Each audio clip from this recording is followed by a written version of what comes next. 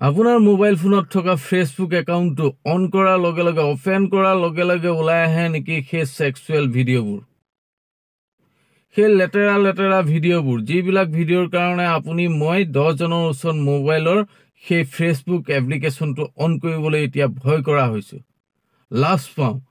কাৰোবাক কিবা এটা দেখুৱাবলৈ ফেচবুকত যেতিয়া ফেচবুকটো অন কৰা যায় তেতিয়া লগে লগে মুখতে ওলাই পৰে সেই লেতেৰা ভিডিঅ'বোৰ, বেয়া ভিডিঅ'বোৰ।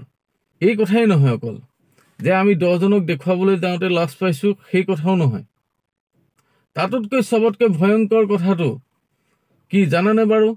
সবতকৈ ভয় লগা কথাটো হৈছে, বেয়া লগা কথাটো হৈছে, আমাৰ সেই সৰু সৰু শিশুসকলে আজিকালি মোবাইলৰ ওপৰতেই আসক্ত, মোবাইলটোকে চুই থাকে, মোবাইলটোত ইটো সিটো টিপিকি থাকে।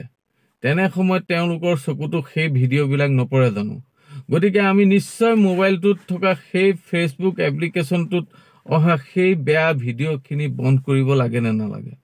যদি আপুনি বিচাৰে যে মই ফেচবুক একাউণ্টত ওলোৱা সেই বেয়া ভিডিঅ'বোৰ আজিৰ পৰা একেবাৰে চিৰদিনলৈ নহা কৰি দিওঁ, বন্ধ কৰি দিওঁ, তেনেহ'লে আপোনালোকে চাই থাকক ভিডিঅ'টো শেষলৈকে। যদি আপুনি বিচাৰে যে আপোনাৰ মোবাইলত থকা সেই ফেচবুক একাউণ্টত অহা সেই ভিডিঅ'বিলাক, বেয়া ভিডিঅ'বিলাক একেবাৰে বন্ধ কৰি দিয়া কথা, চিৰদিনৰ কাৰণে বন্ধ কৰি দিয়া কথা, আপোনাৰ শিশুটিক তাৰ পৰা বচোৱাৰ কথা, তেনেহ'লে আপোনালোকে এই ভিডিঅ'টো ইমানেই শ্বেয়াৰ কৰক যে সমগ্ৰ ভাৰতবাসীৰ ৰাইজৰ হাতত এই ভিডিঅ'টো পৰে।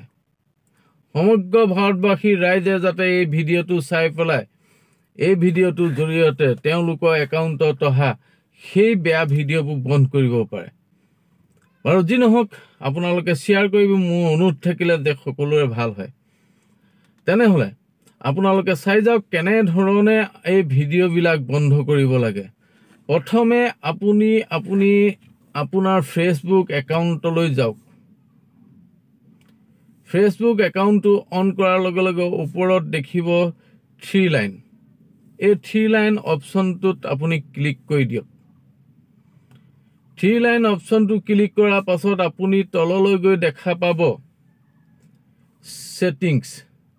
ছেটিংছত আপুনি ক্লিক কৰক। ছেটিংছত ক্লিক কৰাৰ পাছত অলপ তললৈ গ'লে দেখা পাব নিউজ ফিড বুলি। নিউজ ফিডত আপুনি ক্লিক কৰি দিয়ক।